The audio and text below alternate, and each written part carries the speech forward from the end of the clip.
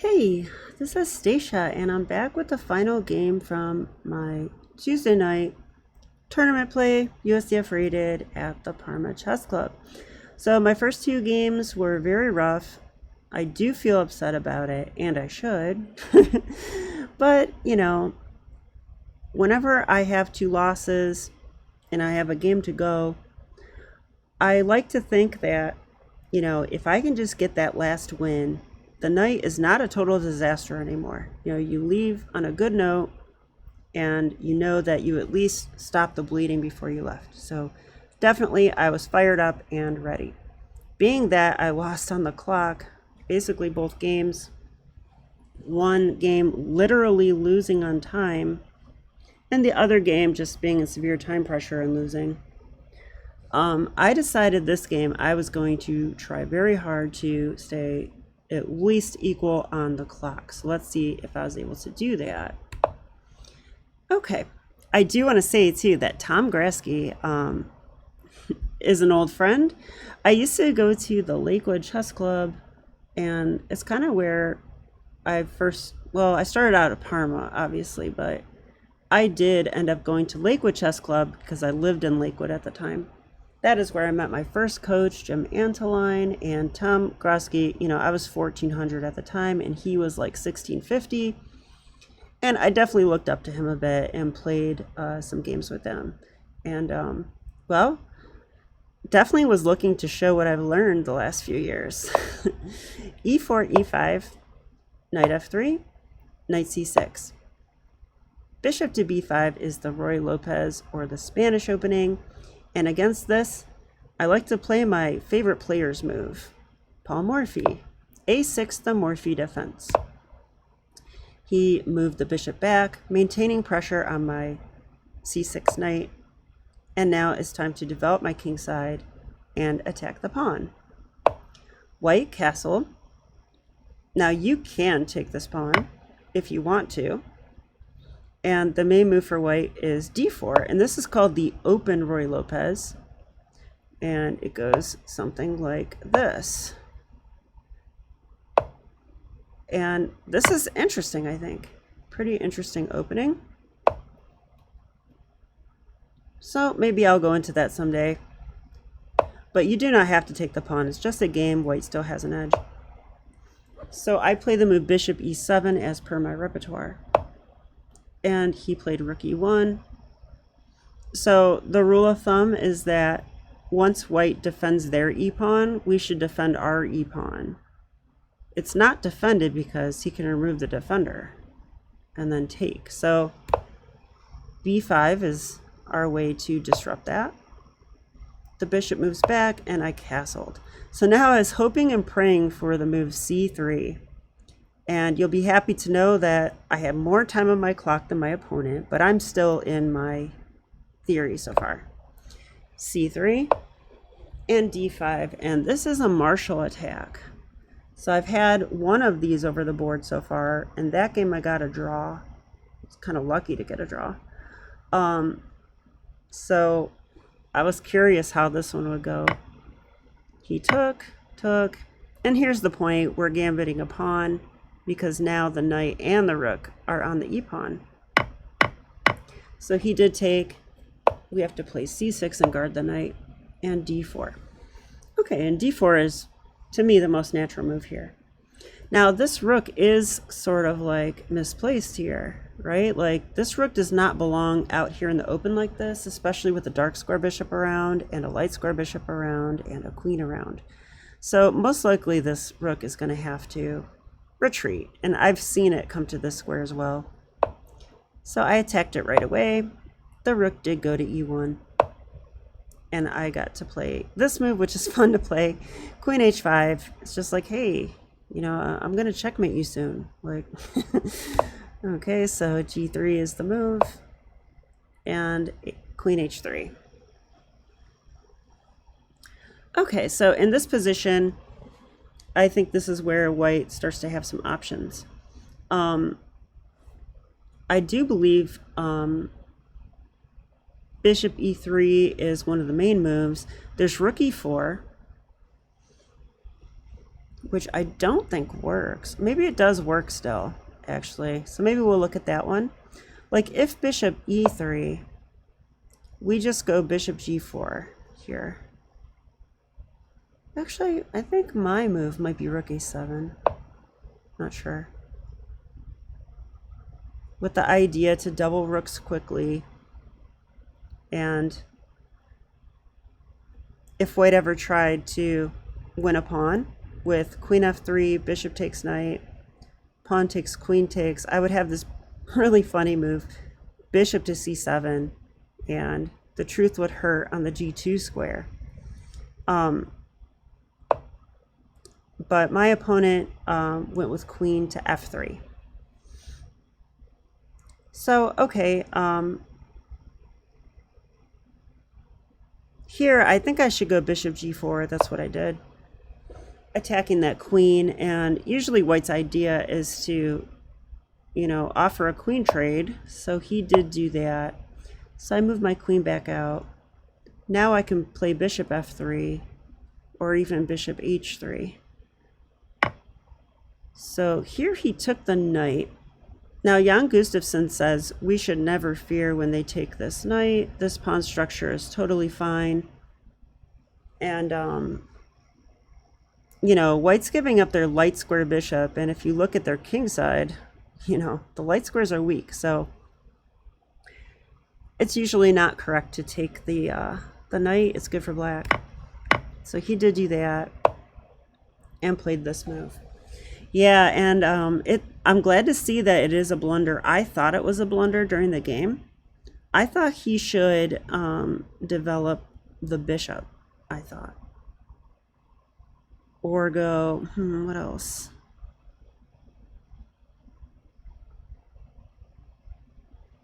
I think bishop e3 is annoying.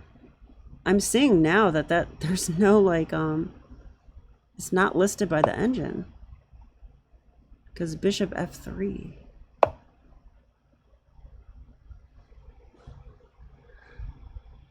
Huh. So if bishop f3, queen f1,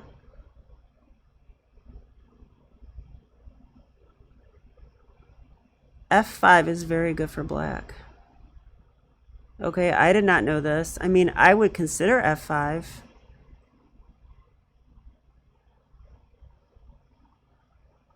Why is f5 so good? I have no clue. f5. Okay, let's say they develop their knight. Now their rooks are connected. And f4. Okay.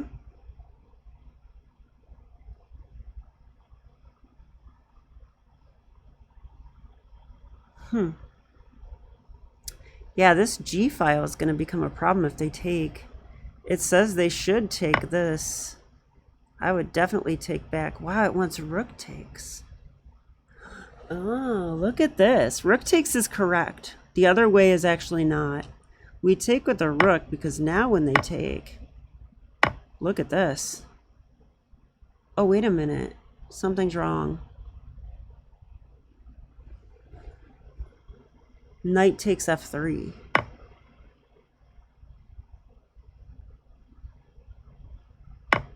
It says white's winning now. After queen e2 or queen g2. Oops.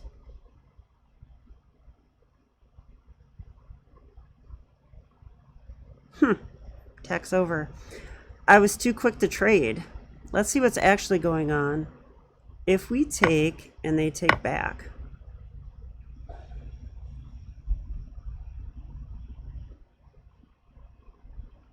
It's mate in two. I want to see it though.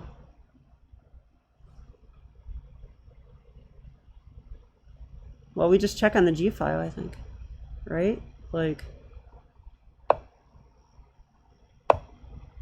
that's it. Wow. So they actually, they can't even take the rook. Wow.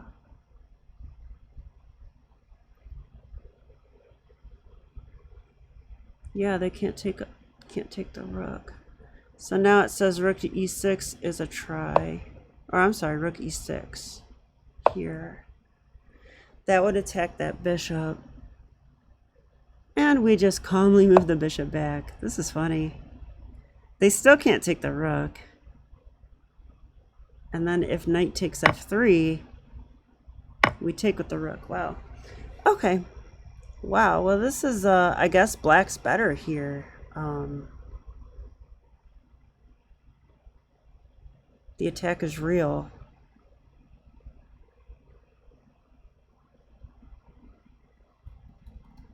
So anyway, I like to learn something new, so I hope you don't mind that. Little sideline. So after bishop e6, I have that bishop f3, or I'm sorry, after bishop e3, I mean. And then f5, f4, and then if they take, I can take with a rook. That is crazy stuff. I love it. Okay, instead, he made this move. Now, I think the problem with the knight coming here is that it's blocking the bishop. And, you know, this knight, he's not going anywhere like this. And it seems unlikely he'll go here. But maybe f1. f1's a possibility. But it takes two tempos then. I think, you know, bishop e3 to me seems better because it's one tempo. And then the knight could come behind it, you know, and then the rooks are connected. So here I just attack the rook. The rooks are disconnected. So, I mean, if he takes me, he's probably in big trouble, right? Because now I'm threatening check. He can't move his bishop. And, you know, if he does something like knight f1, I might even be able to just go knight or rook e1 right now, followed by this. Attack the pinned piece. What could be more natural? Yeah, this is winning for black. So he cannot do that. He played rook e3, which kind of surprised me, but there is no other move if you think about it. So here I played bishop h3. He went queen to f3. I really liked bishop h3 because I'm like, hey, I'm going to get in. This is pretty cool. And I saw a lot of problems for him once I get in. But he just blocked it. I definitely don't want to trade queens, I don't think. So I came back and I repeated and it was a draw. No, just kidding. I would not accept a draw in this position. All right, so takes. I was like, hey, I'll trade rooks and then try bishop h3. I actually do think it's better. So I actually did this first because now that's attacked. And I thought he can't really move his knight anywhere, you know. Probably knight f1 is a good try. Is it though?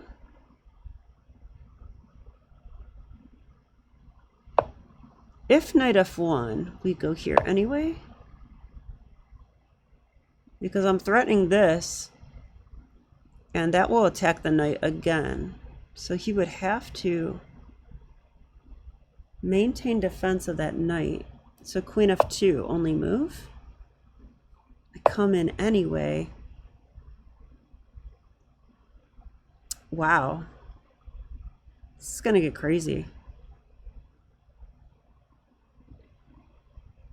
b3, trying to play bishop b2, I think.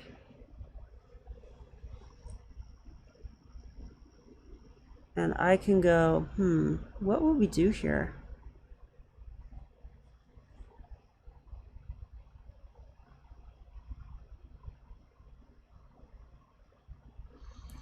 So I guess h5 is good, b4 is good. What? So we can actually just play the position like this because white has a bit of a bind. I mean, if I went h5, I would just think this is going to happen. No problem. Queen d3. Still on the knight.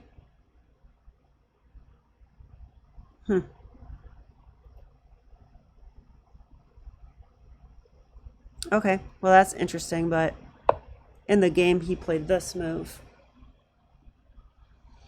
But now the knight, you know, the knight's not defending anything at all. So now bishop h3, I think just wins. So my opponent resigned right here in this position. But if we look at it, we can understand why he resigned. You know, he's got some different queen moves to try, but they all lose. If queen here, definitely rook d1 is going to win the game. Like king f2, I can win a queen at the very least. So that's not playable. If he goes queen to f2, I don't think that's playable either,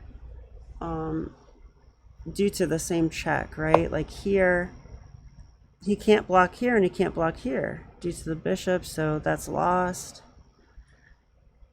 If he goes here, I take the queen. If he goes here, it's probably the best try, but on this one I thought queen f3, and I'm threatening mate, and he has to watch that.